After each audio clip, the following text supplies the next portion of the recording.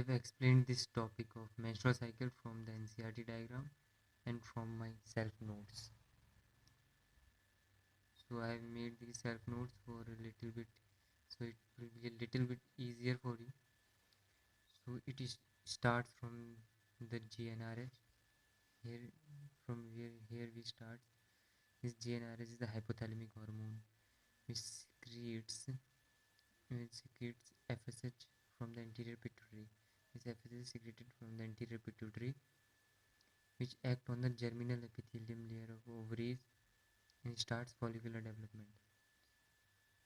And as you can see, the follicular development starts from here. Now the follicular development, now the growing follicle. These growing follicles will secrete estrogen. These growing follicles will secrete estrogen. As you can see the peak of estrogen here. As these growing follicles are secreting estrogen. And this increased secretion of estrogen uh, causes LH surge during the 14th day. And also the increased secretion of estrogen causes feedback inhibition of GnRH and FSH. Means it is stopping the secretion of GnRH and FSH. As you can see that FSH is required for the growing follicle, and if the increased secretion of estrogen inhibits the release of FSH, then now no new follicle can develop in the ovaries. And also this estrogen, the increased secretion of estrogen causes thickening of the endometrium. As you can see that endometrium regenerates through proliferation. So the thickening of endometrium is also due to the increased secretion of estrogen. So you can see that increased secretion of estrogen causes LH surge during the 14th day. Increased secretion of estrogen causes LH surge, and it also secretes a small amount of FSH in the ovary.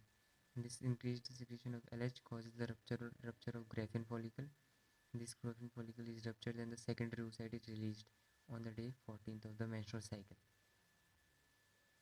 Here you can see in my notes that Graafian follicle now converted into secondary oocyte and a corpus luteum is formed. This is the corpus luteum. This is developed from these ruptured Graafian follicle cells. So this corpus luteum is yellowish in color, yellowish body formed in the ovaries. This corpus luteum is maintaining the levels of progesterone, and progesterone maintains the endometrium. Progesterone maintains the endometrium. As you can see, the developing corpus luteum maintains the progesterone in blood. As you can see the peak of progesterone, and this progesterone further maintains the endometrium lining of the uterus. As you can see that this is the maintenance of the endometrium lining of uterus, and here you can observe bleeding that we will talk about it later. Now if there is no fertilization, then the corpus luteum degenerates. This is the disintegration of the endometrium. This causes disintegration of the endometrium and the menstruation occurs. Thus you can observe a new cycle. And here now we have some doubts in this topic that you might can ask about those doubts. As you can see here that this LH surge on the 14th day was the rupture of Graafian follicle, and no new follicle is formed here. You can see in the NCERT diagram that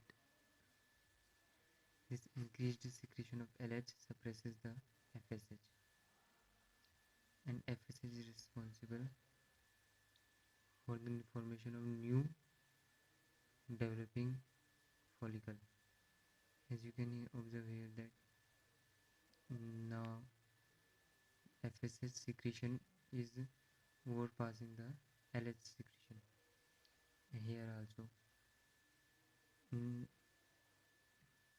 now the FSH can start the developing follicle, and this developing follicle will secrete estrogen, and high concentration of estrogen will secrete LH, and the high concentration of LH will suppress the FSH, and no new follicle will develop from here to here.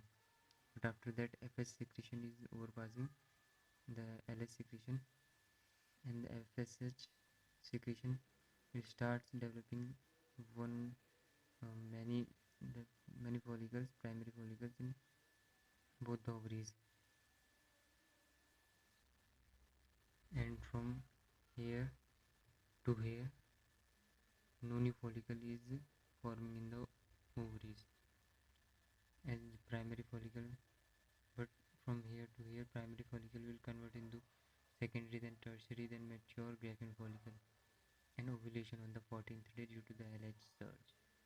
This is all about the menstrual cycle, as I have explained it in a very easy way.